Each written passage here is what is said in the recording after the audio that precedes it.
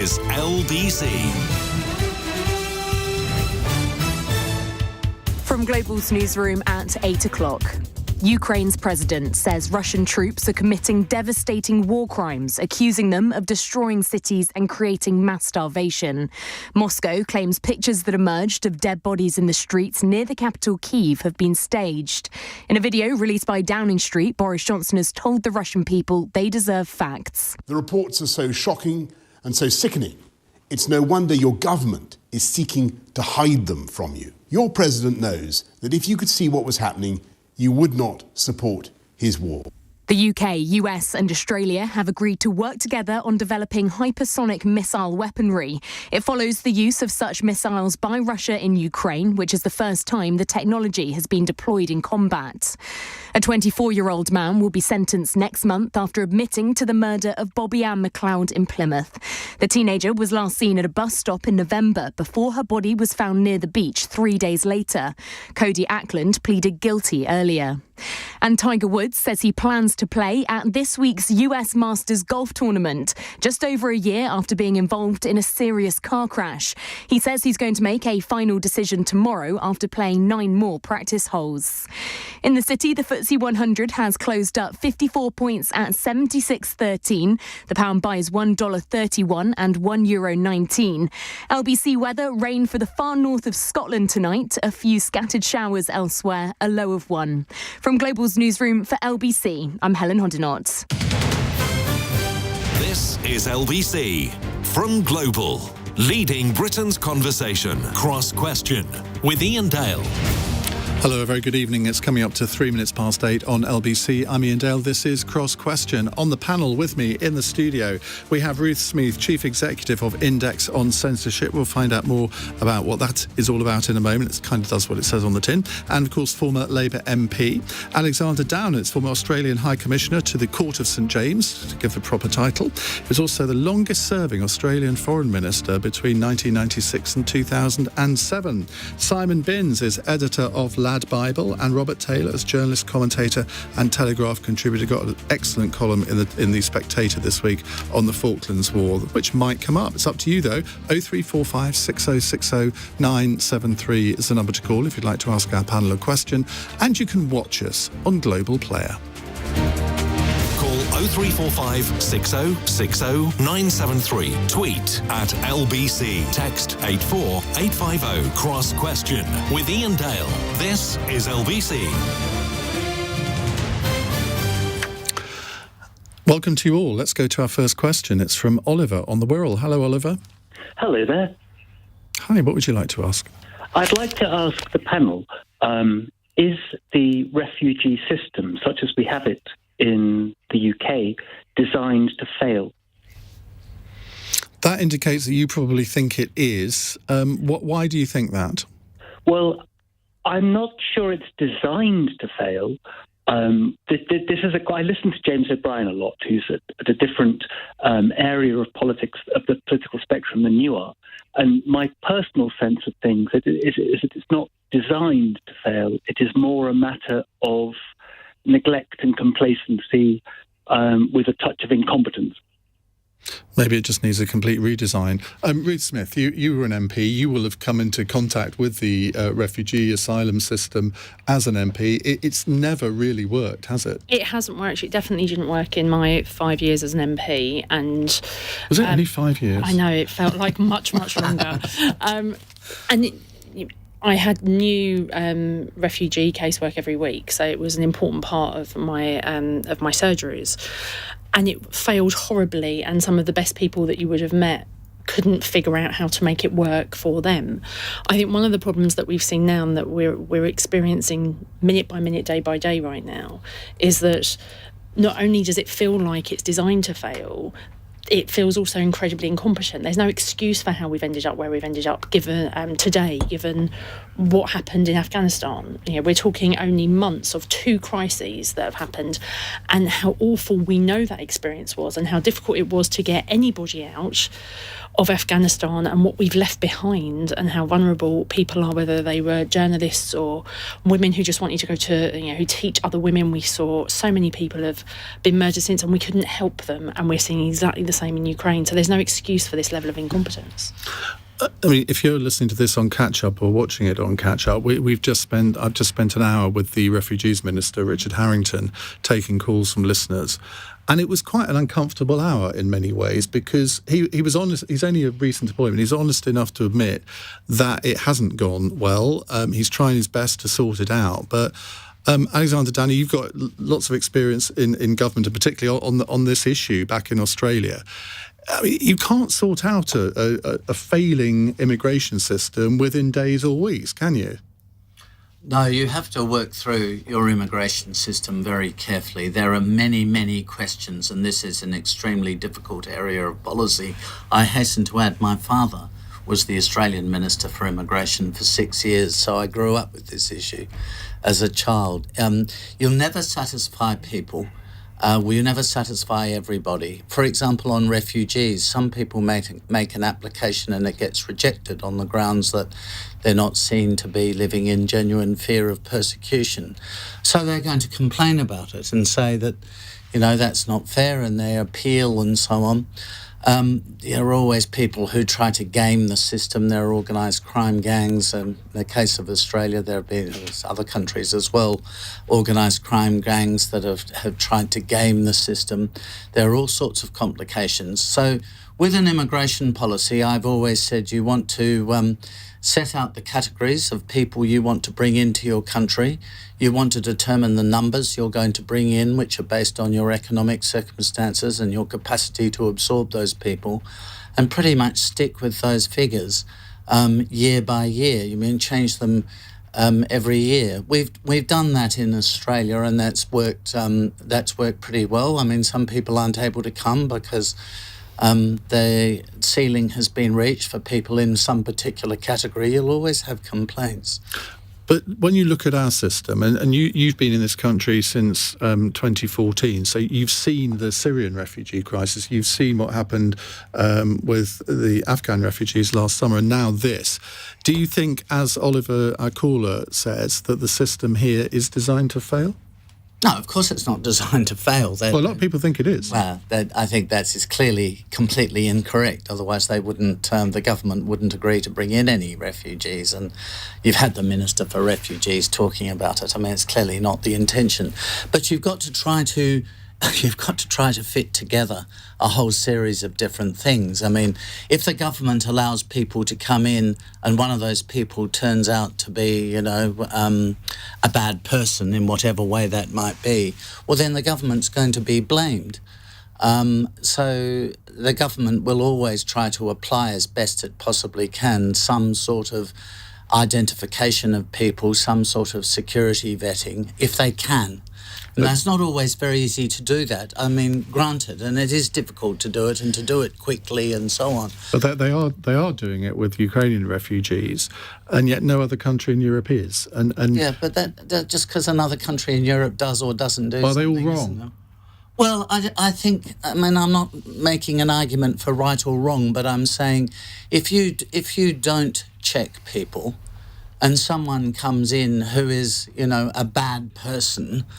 I won't be so as emotive as to sort of identify. But, for example, a Russian decides to come in that way, claiming to be a Ukrainian, which might be relatively easy to do. But that's an argument for never allowing refugees in at all, isn't it? No, it's not an argument for never allowing refugees in. That's a reductio ad absurdum argument. We know that there have been people who've come in from countries as refugees who've committed the most horrendous crimes. Yeah, and you shouldn't, one tries to avoid, I can't say that any country is a perfect record here, but if you're the government, you try to avoid bad people coming in, and you try to take people who are genuine refugees who live in fear of persecution consistent with the 1951 Refugee Convention. That's what you do.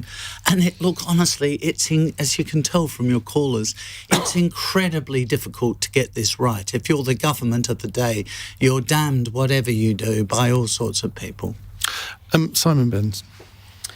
I think there's little doubt that the system has been shown to be slow out of the blocks when it comes to Ukraine, and when other European countries, Czechs aside or otherwise, were issuing 20,000 visas, this country was issuing 200, and it's very difficult to square that when it runs alongside the Nationalities and Borders Bill, which is going through Parliament, which Law Society, other critics say is fundamentally anti-immigration, certainly in terms of the scale that other European countries operate at. So I think the overwhelming levels of compassion shown towards people in Ukraine and other countries, you make the point quite rightly, Ruth, it's not the first time this has happened. Why isn't the system good enough to catch that when it happens, alongside a good measured immigration system that works all the time? We'll have spikes. This country welcomes people from countries where their situations are difficult, as it should, but why is it not doing it well enough alongside an immigration policy that also seems to work for everybody else all the time? Robert? Well, Oliver asks, is the refugee system designed to fail? I must say that if you're a Ukrainian at the moment trying to get into this country, it might well look like that. And I was very impressed by the refugee minister in the hour before we've come on. I thought he was very honest and open about that, and he's taking personal responsibility. So that's great. Well, it's great if within a few weeks he's actually sorted it out. You asked him to come back in, and he's committed to do that. Is it designed to fail? We have, I think, if memory serves, around 100,000 refugees in this country. So if it's designed to fail, I'm not sure why those 100,000 refugees are in this country. Alexander You're mentions... sounding positively Michael Gove. I don't take that as a compliment. Alexander mentions that it's very difficult to judge security considerations. I think in this country, we haven't done that terribly well. Estimates for the number of illegal migrants in this country vary. It's around 1 million.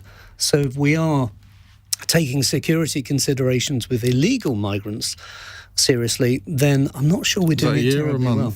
I think that's in total the people who are living here at the moment. I think I've got that right. It's a long time since I looked at the figures.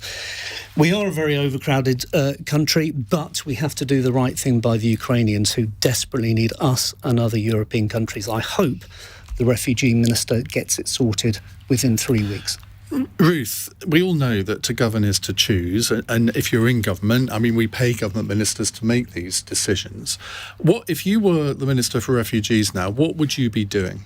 All right, there's two things. First of all, there's a difference between asylum seekers and immigration, and I think we need to be really careful about our language about this.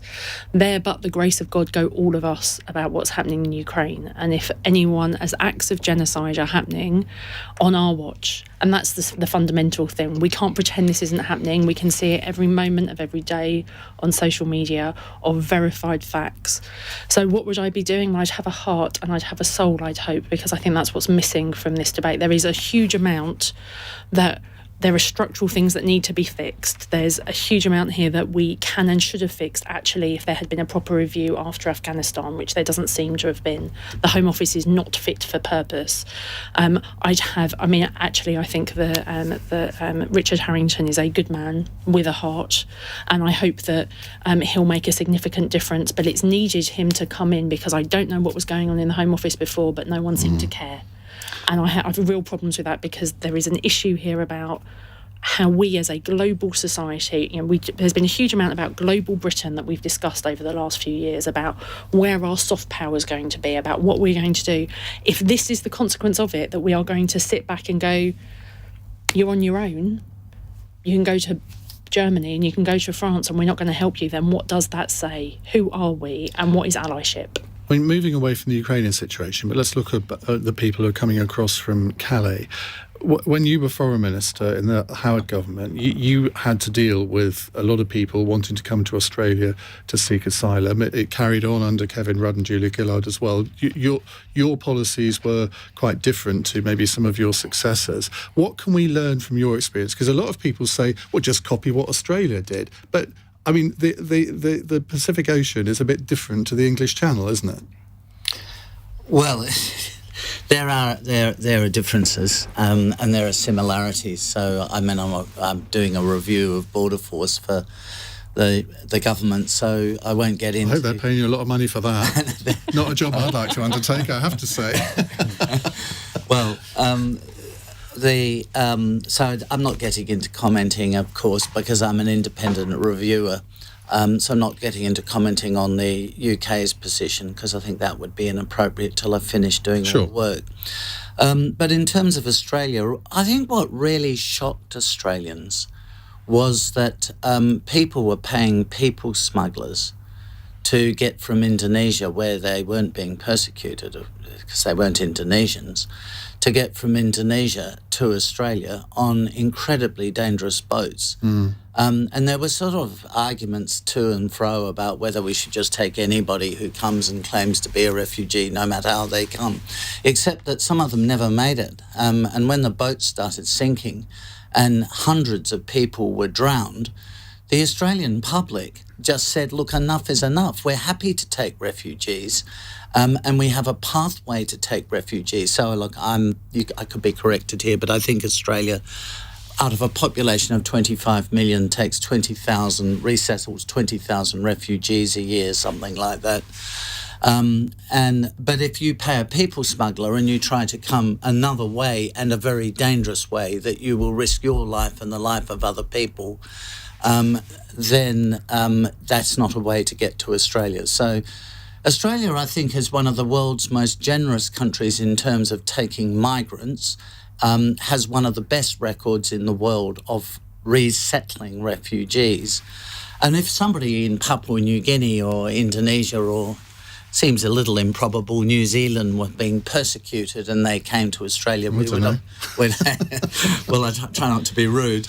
There could be some Kiwis listening to this programme. Oh, there are. We have a big listenership down under. But you know, that would be one thing. But where people have come from another part of the world, they've gone to Indonesia, they're not being persecuted in Indonesia. And they undertake these dangerous journeys, paying thousands of pounds to make the journey to a people smuggler. Well, that's a trade to cut out, and so we did cut it out. And it was pretty tough, but people don't try to come to Australia that way anymore. I keep being told that a lot of people in Australia listen to this show as their breakfast show. Yes, so if you're doing that, hope you're enjoying your breakfast. We will take more of your calls in a moment. It's 17 minutes past 8 on LBC. This is LBC.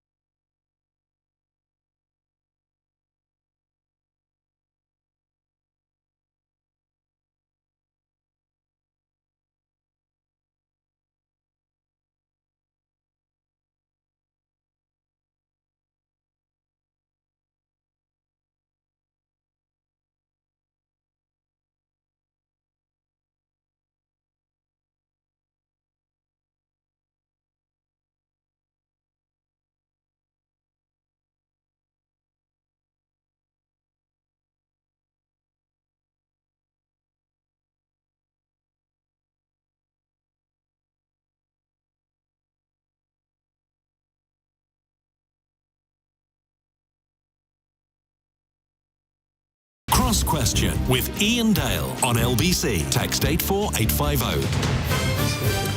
It's 19 minutes past 8. You're listening to or watching Cross Question on LBC, maybe on Global Player. Ruth Smeeth is here, Chief Executive of Index on Censorship. 45-second pitch for what that is. We were founded in 1972 to provide a platform for dissidents behind the eye incursion to publish their works. We continue to do that, especially now, publishing the works of people in Russia and Ukraine. But after the fall of the Cold War, we published the work of all dissidents if they live under repressive regimes, and we published Nazanin Zaghari-Ratcliffe's poetry while she was in prison. We published Salman Rushdie immediately after the fatwa when no one else would publish him. So we provide a platform for those people whose governments won't let them. And are you happier in your life than you were as an MP, Ruth?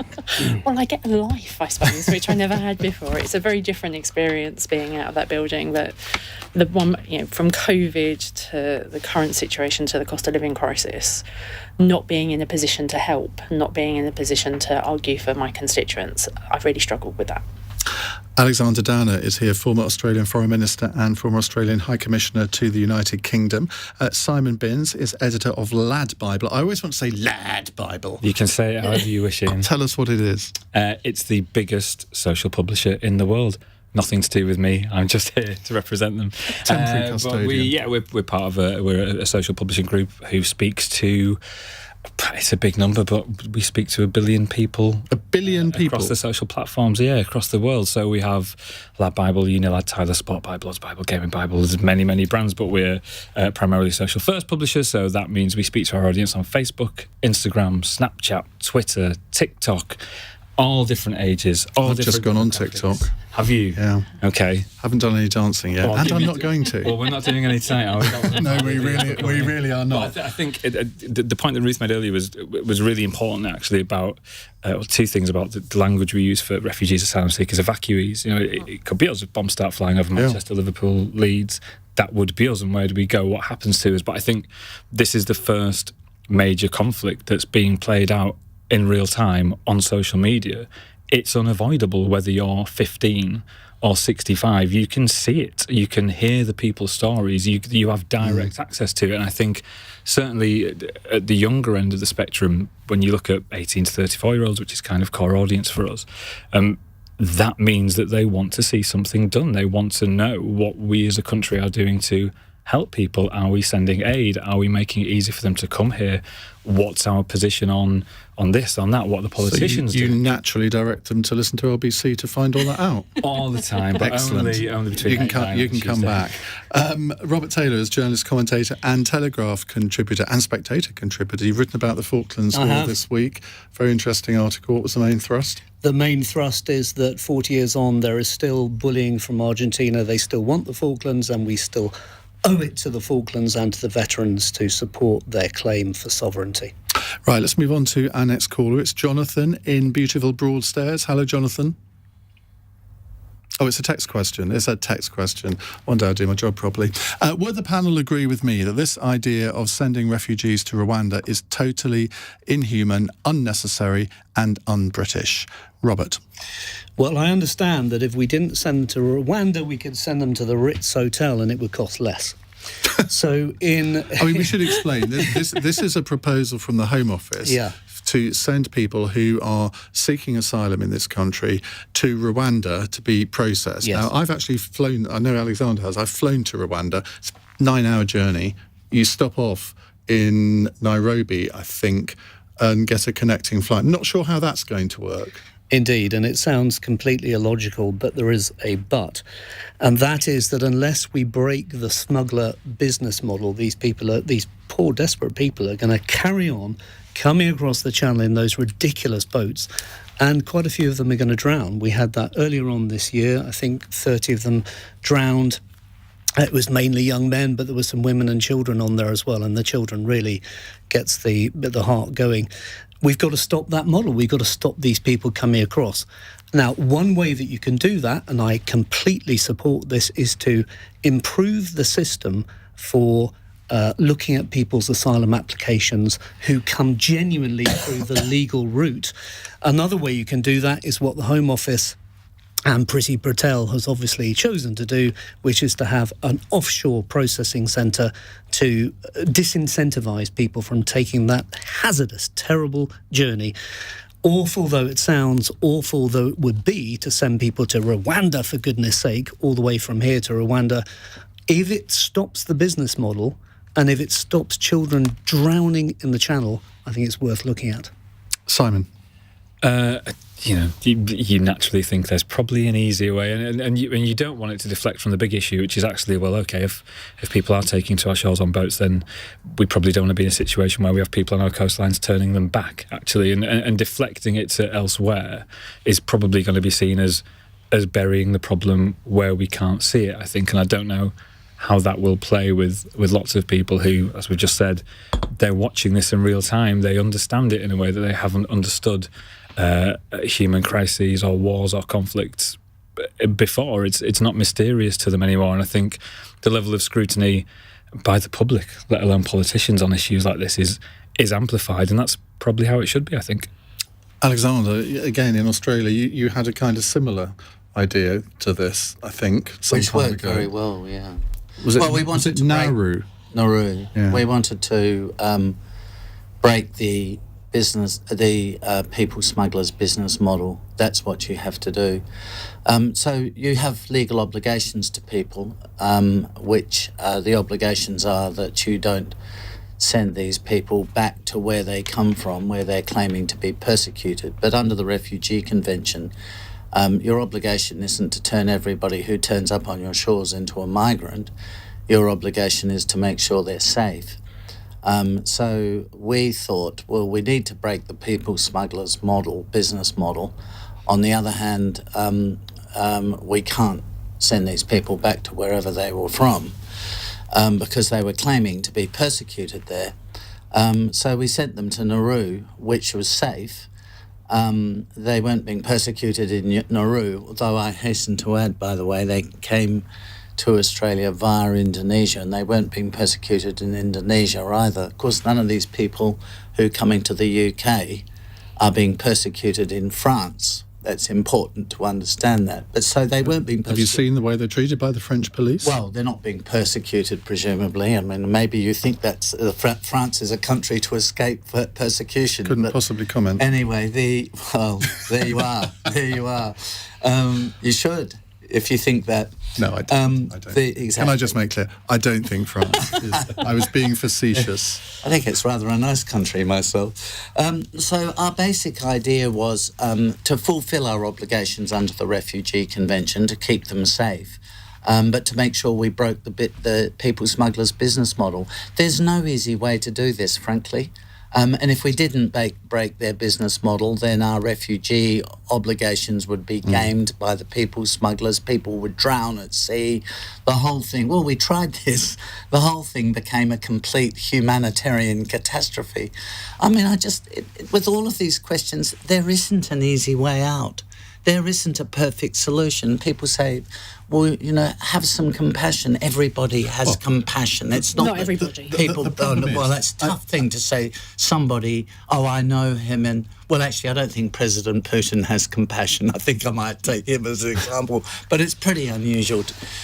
People do have compassion, but it's not compassionate to empower people smugglers and put people's lives at huge risk. If you don't have a policy of open borders, somewhere along the line, someone has to make a decision. And that's right. Where on that line? I mean, we would each make that decision in a different place, wouldn't we? That's the problem. But going back to Rwanda, what do you think of this idea? I think it's nonsense, it's inhumane, it's a stunt, and we're talking about people's lives.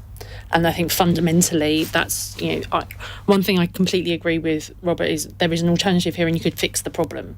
I mean, what we've seen is a decade of, longer in fairness, but definitely over the last decade, of a system that doesn't work, where appeals take much longer than they should do. There aren't enough staff in the Home Office to ensure that people have experience. And after you've been here, as some of my former cases have lived in the UK for up to a decade, they had made lives here because of the appeal process and because then they met partners and had families and their experiences have changed. We've got to get to a point where the system works, it's fast, and people know what their own status is. Now, there will always be arguments, there will always be some cases that are the exception and take multiple months or years, but that shouldn't be the norm, and it's become the norm. So rather than have stunts, rather than have a really nice front page on some of the tabloids tomorrow for this government, which is obviously what he's aiming for, to send people to Rwanda. Like, in what world are we living where that is something that is not from the thick of it? Well, it's completely, we're moving beyond political satire. It just makes you wonder, if they can't get Ukrainians here, how are they going to organise to get people to Rwanda? It's not a holiday, and I'm sure they won't have access to the first-class lounges. And anyone who has never been to Rwanda, Alexandra and I have both been there. It is the most fabulous, fantastic country. I must say, I mean, I'm not commenting on I've just seen the speculation in a newspaper today. I'm not commenting on it, but I have been to Rwanda and I've had a wonderful time in Rwanda. It's a very, very beautiful and tidy country. So there are arguments about Rwanda that you can have. I think your experiences on holiday, or therefore work or on holiday, might be slightly different than. No, it's certainly not. Certainly not. No, I'm actually quite an intelligent person, and I'm able to have a look. I'm able to have a look at Kigali and talk to the people there. I wasn't questioning that at all. Sorry, no, I wasn't questioning that at all. What I was suggesting is that when we are sending, I assume that these people will be put in something that resembles a secure facility, for other words I could use that would be more emotive. Well, in the case of Australia, they're not put in a secure facility. They are sent to Nauru, and they have the freedom of Nauru. They used to go to Papua New Guinea as well. They're given the freedom of the country. They're not locked up, but they're provided with accommodation, which in Australian parlance is motel-style accommodation. I don't know in the case we don't know what's going to happen in Rwanda. No, but you can't make an assumption without actually knowing the facts. Well, Alexander clearly thought the programme needed to be spiced up a bit, so thank you very much for that. It's your turn next, Simon. It's 8:31 on LBC. We'll come to more of your questions in a moment. Let's get the news headlines with Helen Hodinott. Boris Johnson says the Russian people deserve to know the truth about what Vladimir Putin's troops are doing in Ukraine and claims they wouldn't support the war if they knew what was happening. Moscow says pictures that emerged of dead bodies in the streets near Kyiv have been staged. It's understood a landmark global LGBT conference in the UK this summer will be cancelled. More than 100 groups have pulled out of the event following changes to plans to ban conversion therapy. A 24-year-old man will be sentenced next month after admitting to the murder of Bobby Ann McLeod in Plymouth. The teenager was last seen at a bus stop in November before her body was found near the beach 3 days later. LBC weather, rain for the far north of Scotland tonight, a few scattered showers elsewhere, a low of 1 degree. This is LBC.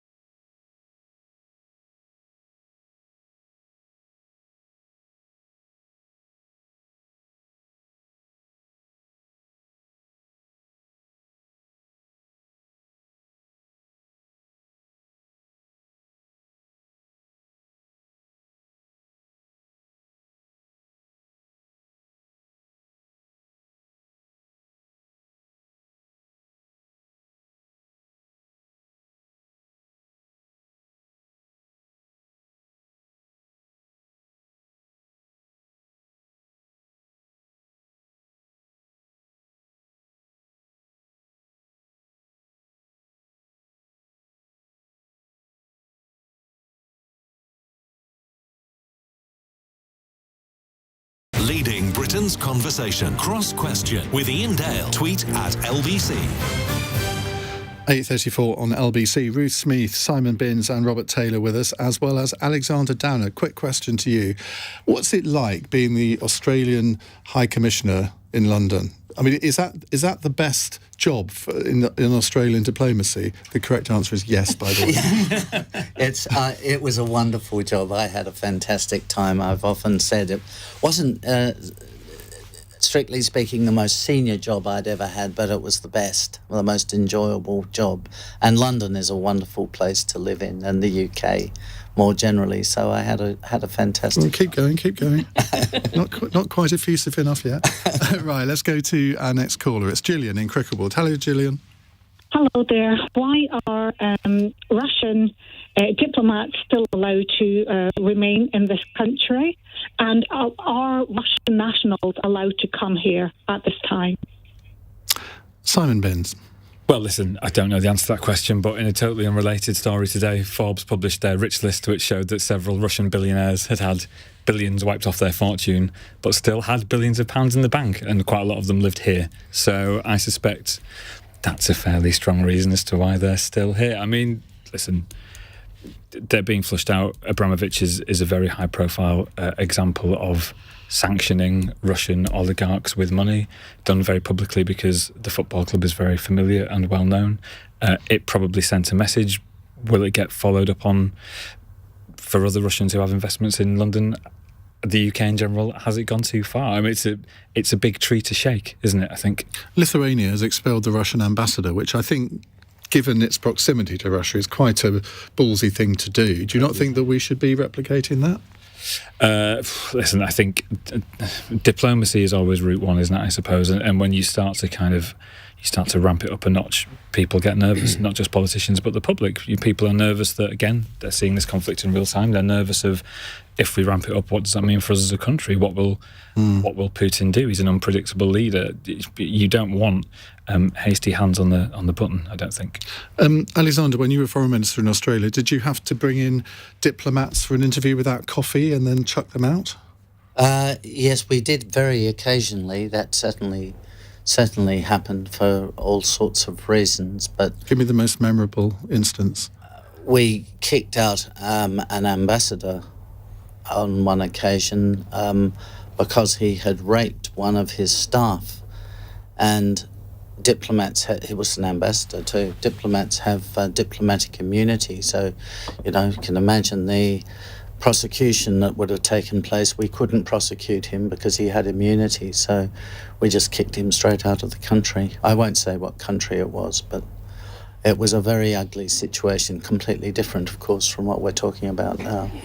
Do you think that there is a case now for breaking off diplomatic relations completely? I think that what the UK has been doing is completely the right thing, and that is providing a huge amount of military support to the Ukrainian army. I think that has been the most effective thing to do. When I'm not sure of the structure of the Russian embassy in London, frankly, and who's there and how many are there, I just have no idea. But you can kick them all out and it's not going to make any difference. It's not going to lead to Putin withdrawing his troops. But what is making a difference is anti-tank and anti-aircraft weapons being provided by the UK, which have really turned around this war. So the UK can be very proud of the contribution it's made, second only to the United States, to helping the Ukrainians in that way. And you shouldn't just pass by that. That is really important. Ruth? Sort of there's a head and heart thing here, I think. So emotionally, with every fibre of my being, I think they should be expelled immediately and we should get to wave them off. But intellectually, I think that this is only, as Zelensky has said repeatedly, this is only going to be resolved by negotiation and by diplomacy, and diplomacy needs words and it needs people. We have a voice in that. Personally, I'd get rid of everyone but the ambassador. I'd send a message. We haven't done that yet, but I think that there's got to be we've got to find a pathway to talk while at the same time doing exactly what's just been outlined, which is sending as much military and at this point I'd send even more aggressive than defensive material that we can do. And I'd be speaking to our manufacturers, asking them to be building things, making things much faster than they are. And I'd also, as we've seen, the UK for the first time. You'll be Defence Secretary in my government. Oh, well, I do a lot of work still with the Navy because and we've seen for the first time in quite a long time full deployment of UK ships take part in NATO exercise. And I think we've just got to be seen to be doing as much of that as possible, soft power, hard power at the same time. Robert. So Gillian asked, should we have Russian diplomats in this country? Well, we can send a few more Russian diplomats back to Russia, but it won't make the slightest bit of difference. What makes any difference in this conflict is giving Ukraine the tanks, the jets, the heavy artillery and the long-range missiles that they've actually been asking for. I agree entirely with Ruth on that. At the moment, we've given Ukraine weapons of insurgency. Now we need to give them weapons to actually push the Russians out of Ukraine. Well, we have done that. No, we're not giving them the heavy weaponry that they say they need. What do you mean by heavy weaponry? By heavy weaponry, I mean the tanks, the jets, the long-range missiles and the heavy artillery. It's interesting, the Czech Republic have sent them tanks today, apparently. Exactly, and we need to do the same. What we're seeing here with Ukraine is Russia trying to recreate the Soviet Union. We need to be wise to this. And if we're constantly cowered by Putin, we're not going to get anywhere. If he takes over Ukraine without Ukrainians, which is obviously what he's trying to do we think he'll stop there? Of course he won't. He'll then go for Estonia, Lithuania, Latvia as well. Now is the time to support the Ukrainians. They need our help. Gillian, quick response from you. Well, I suppose that we'll just have to see how it all pans out. But the pandering to Putin is really annoying. This terrible fear of the great Russian bogeyman. Whilst we watch the Ukrainians die in the horrible ways that they are, it all just seems very wrong. It rankles.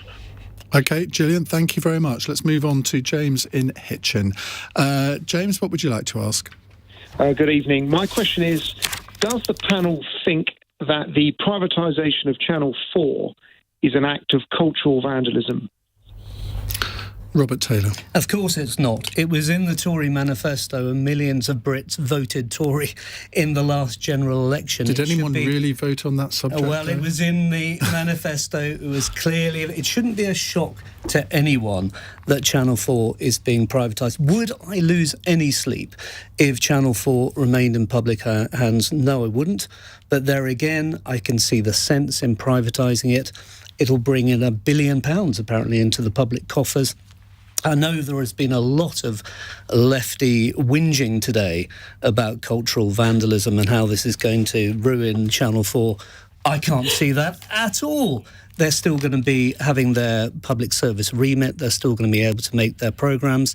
They'll just have a difference in ownership. Why on earth should anyone be worried about that? And I doubt very much whether the British public are worried. I'm told it wasn't in the Tory manifesto. Well, I'm told it was. So maybe... Let's call the whole thing off. Apparently there's no reference to it in the Tory manifesto. But anyway, Simon Binns, what do you think? Should Channel 4 be privatised? It was going so well between us. It was, wasn't it? Yeah, here we are. Listen, we work for publishers, content companies. You always want to see good, independent content companies giving voices to communities that may not get a voice. And I think Channel 4 have done that very well. I think they produce a lot of good content. It's not for everyone in the same way that BBC or what LBC or what LADBible produces isn't for everyone. Doesn't mean it doesn't have a place. And I think actually some people would perhaps argue that rather than talking about privatising a broadcaster, maybe the conversation should swing to renationalising fuel, energy, transport, health, all of the things that probably don't work particularly well. Is Channel 4 such a priority for the government that they're gonna kind of prioritise that over other things that people feel more strongly about? Their argument is that if Channel 4 is to survive over the next few years to compete with other broadcasters, because we all compete for listeners and viewers, don't we? If they're to do that, they will need a lot of capital investment, which they're not going to get if they remain in the public sector. Does that argument not I think you have meet with you at all? I think you have to, whether you're a content business or any kind of business, you have to look for ways to increase revenue and change revenue. And if your model's not working, how do you change it? And I think certainly in the media space, the ability to try and pivot your brand and appeal to different audiences, or to make yourself an interesting commercial proposition, you can do it quickly. They're agile companies. It's not the BBC. It's not enormous and a tanker that's so hard to turn around. Channel 4 is relatively small. It has footprints outside of London as well, which makes it agile. It's got a big base in Leeds, which is a good thing for the north, and levelling up is all we ever hear about. So I think there are creative heads in these companies who will be looking at revenue streams, how to reach different audiences. ITV have Hub. It's all about digital. It's all about apps. It's all about where you find your audience. Those conversations will be going on at Channel 4, and it just seems odd that the government seems minded to roll into it. Ruth Smeeth. On every level, I think this is insane. So, lefty whinging, I'm really sorry, but I don't know if Jeremy Hunt, Tom Tugendhat and Julian Knight are suddenly lefty, because they may be left of the Conservative Party, maybe, but they're not typical lefty whingers, all of whom have said that this is a bizarre thing. Nadine Dorries has done one positive thing for Boris Johnson today. She's united the Conservative Party, but not in favour of this proposal. I think there's lots of different elements to unpack, and I want to touch on the levelling up stuff. One of the wonderful things about Channel 4 is that it's a commissioner, and it has given huge employment in different parts of this country. Why would that change, though, if it was privatised? Because it really does depend, and we wouldn't know, and we don't know yet because it's not been confirmed, but about what the public sector interest and investment strategy will have to be based on sale, and if it just becomes another platform.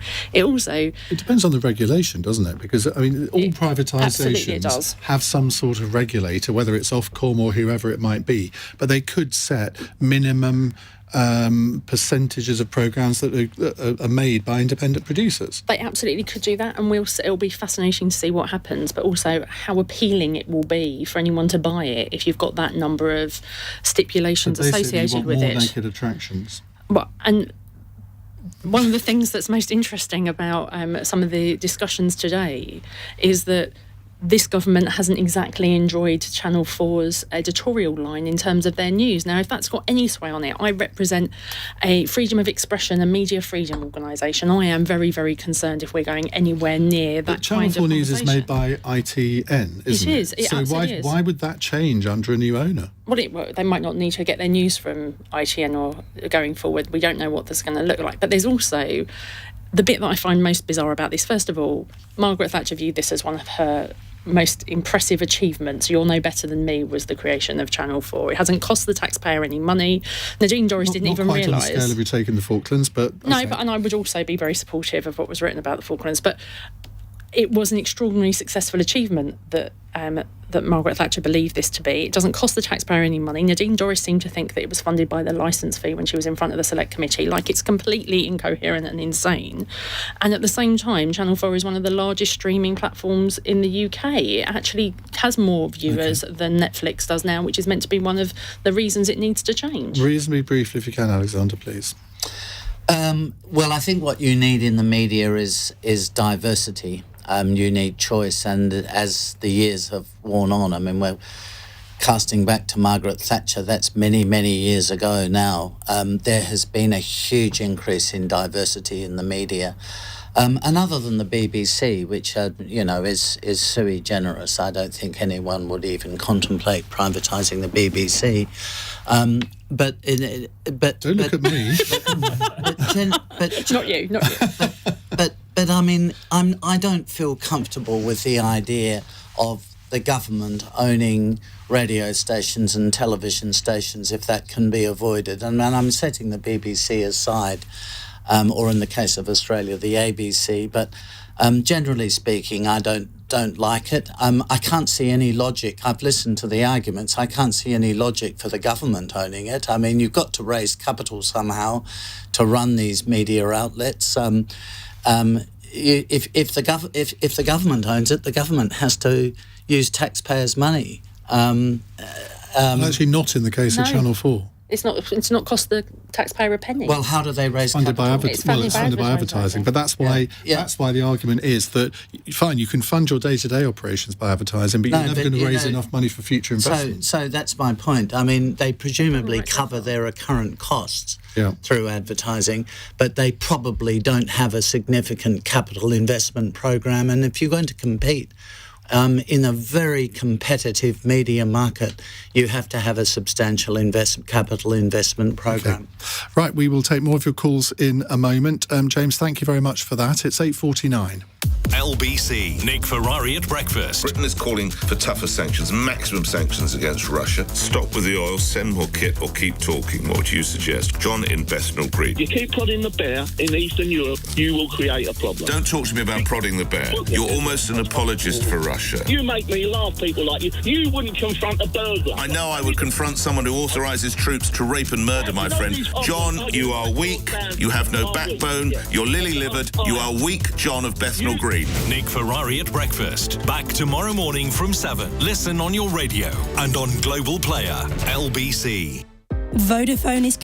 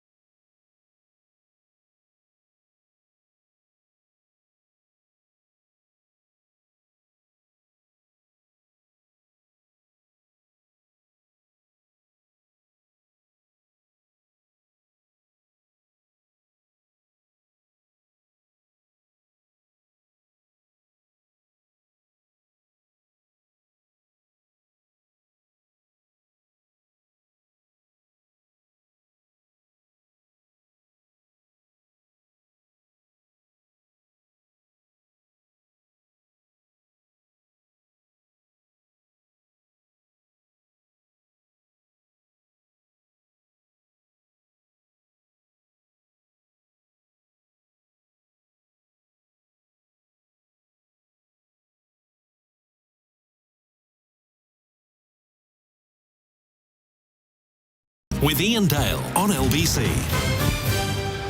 8:52. Ruth Smeeth, Alexander Downer, Simon Binns and Robert Taylor with us answering your questions. The next one is from Matthew in Hinckley. Hi Matthew, what would you like to ask?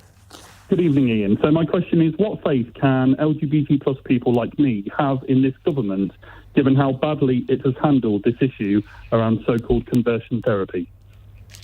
Which we covered last Thursday when the government U-turned on a U-turn, which takes a special talent, I think.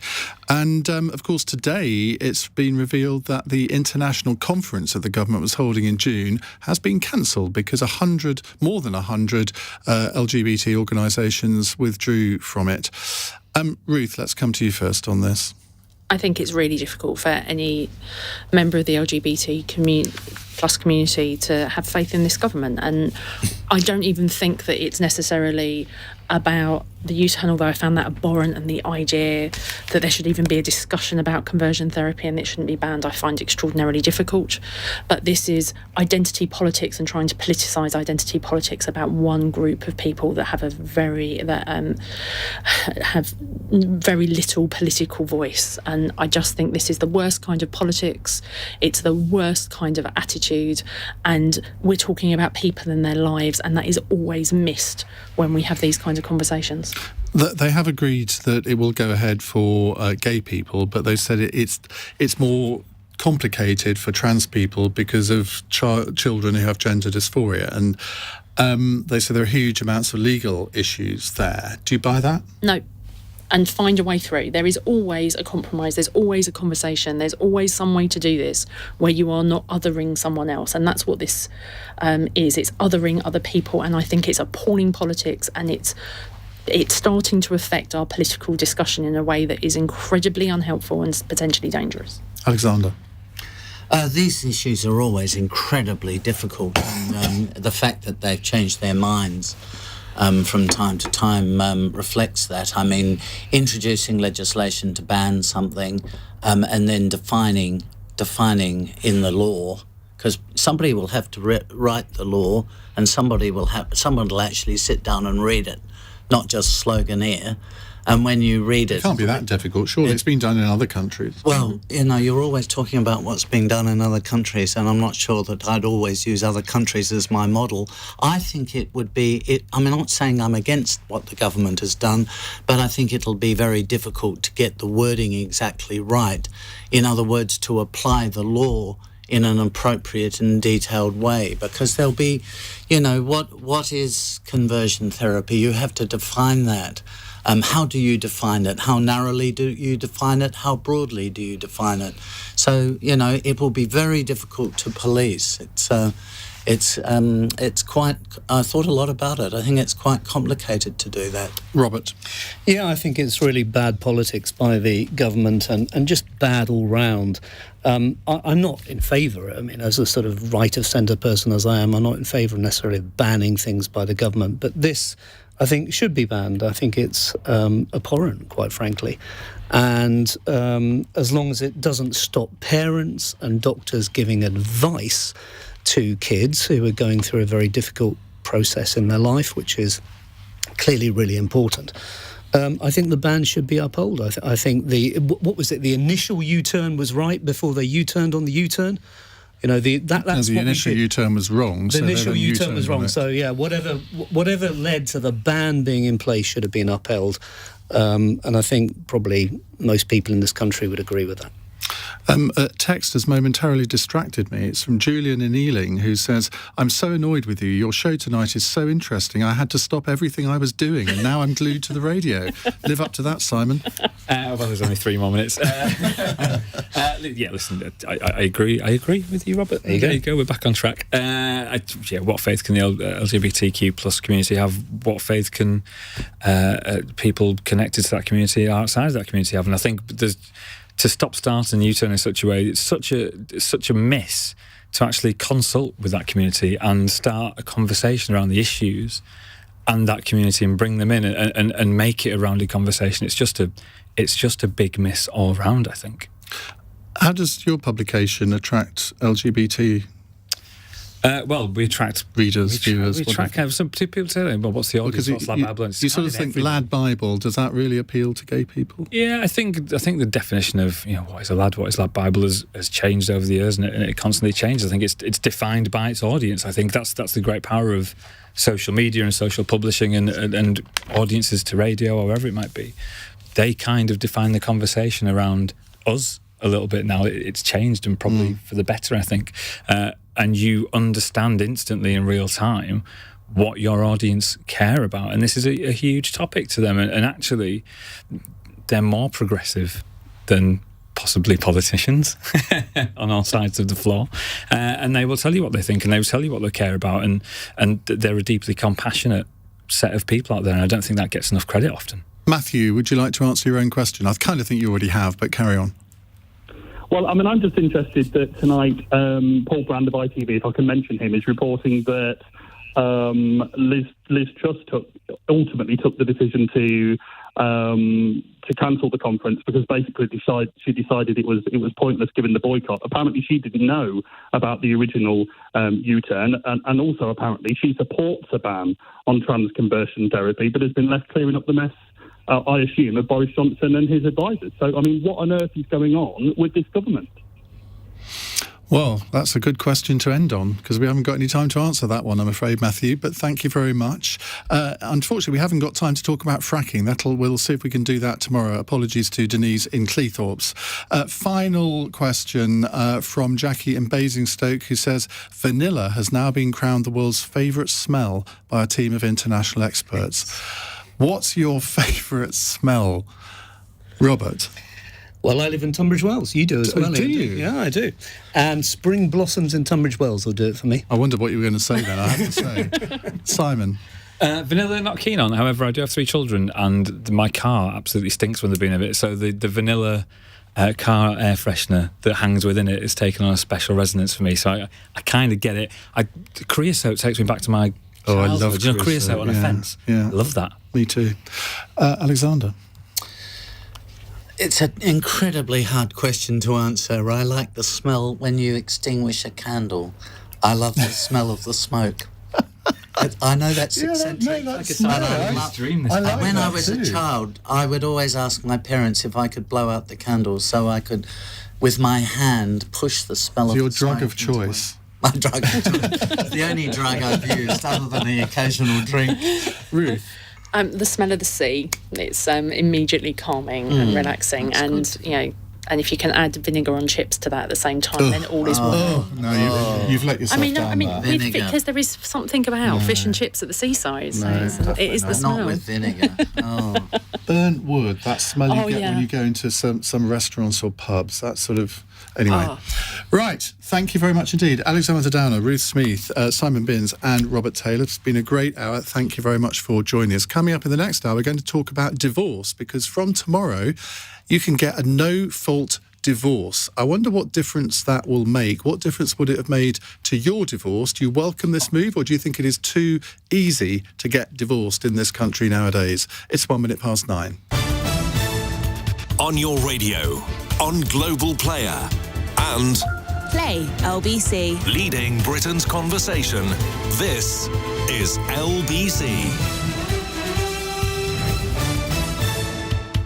From Global's newsroom at 9 o'clock. The Ukrainian president has told the UN Security Council that Russia is trying to turn his country and its citizens into silent slaves. The Kremlin denies deliberately targeting civilians and has accused Ukraine of staging photos of bodies in the streets surrounding Kyiv. The Telegraph's defence and political correspondent Danielle Sheridan has spent time in Bucha and has told LBC what she saw. The most harrowing part of it all are that there are mass graves, simply because there just isn't enough space in the morgues and the crematorium to put the victims. They have been piled into basically like makeshift trenches. The Refugees Minister, Lord Harrington, has admitted the Home Office wasn't geared up for the